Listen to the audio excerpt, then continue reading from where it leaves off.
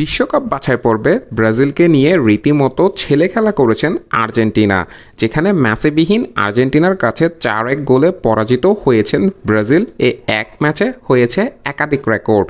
12 মিনিটেই ব্রাজিলের জালে 2 গোল করে ব্রাজিলকে ম্যাচ থেকে ছিটকে দেন আর্জেন্টিনা, যেখানে প্রথম হাফে ব্রাজিল 3টি গোল হজম করেন। তবে 26 মিনিটে ক্রিশ্চিয়ান রোমেরোর সামান্য বুলে আর্জেন্টিনাকে একটি গোল শোধ করেন ম্যাথিউস কুনহা, এবং 71 মিনিটে বদলি হিসেবে নামা গুইলিয়ানো সিমিওনের চমৎকার একটি গোল করে আর্জেন্টিনার জার্সি গায়ে নিজের প্রথম আন্তর্জাতিক গোলটি তুলে নেন এবং ব্রাজিলকে 1-0 গোল উপহার দেন।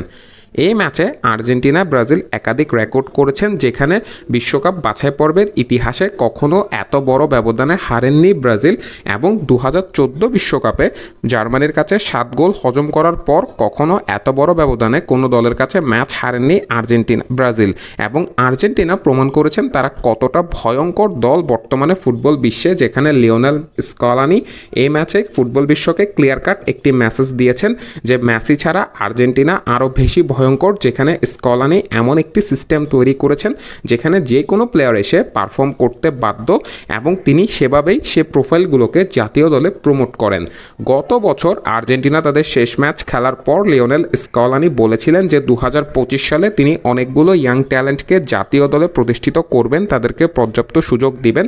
সে কথাটি স্কলানি রেখেছেন এই 2 ম্যাচে, যেখানে উরুগুয়ের বিপক্ষে তিয়াগো আলমাদা চমৎকার একটি গোল করে আর্জেন্টিনাকে জয় এনে দিয়েছেন এবং নিজের জায়গা অনেকটা পাকাপোক্ত করেছেন আর্জেন্টিনা স্কোয়াডে। সেখানে আবার গুইলিয়ানো সিমিওনি অ্যাটলেটিকো মাদ্রিদের এই উইঙ্গার নিজের প্রথম আন্তর্জাতিক গোল করেছেন। অর্থাৎ ইয়াং ট্যালেন্টদের কিন্তু ঠিকই জাতীয় দলে প্রমোট করছেন স্কলানি, যেভাবে তিনি বলেছিলেন, এবং 2026 বিশ্বকাপের জন্য যে দলটি প্রস্তুত হচ্ছে সেখানে পরিকল্পনায় থাকবেন এই প্লেয়ারগুলো। যেখানে আবার হুলিয়ান আলভারেস বর্তমানে নিজের ক্যারিয়ারের একেবারে সেরা ছন্দে আছে, যেটিকে একেবারে পিক বলা চলে। সেই সময় পার করছেন হুলিয়ান আলভারেস।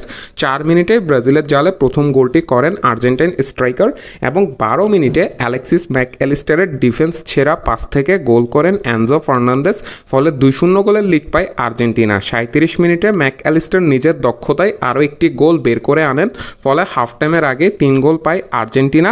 এবং এই 3 ফুটবলার ক্লাব ফুটবলে যে দারুণ ছন্দে আছেন সেটি তারা আজকের ম্যাচেও মাঠে দেখিয়েছেন, এবং আর্জেন্টাইন 2 ফুলব্যাক নিকোলাস তাগলিফিয়াকো এবং নেহুয়েল মোলিনা এই ম্যাচে অসাধারণ পারফর্ম করেছেন ব্রাজিলের বিপক্ষে।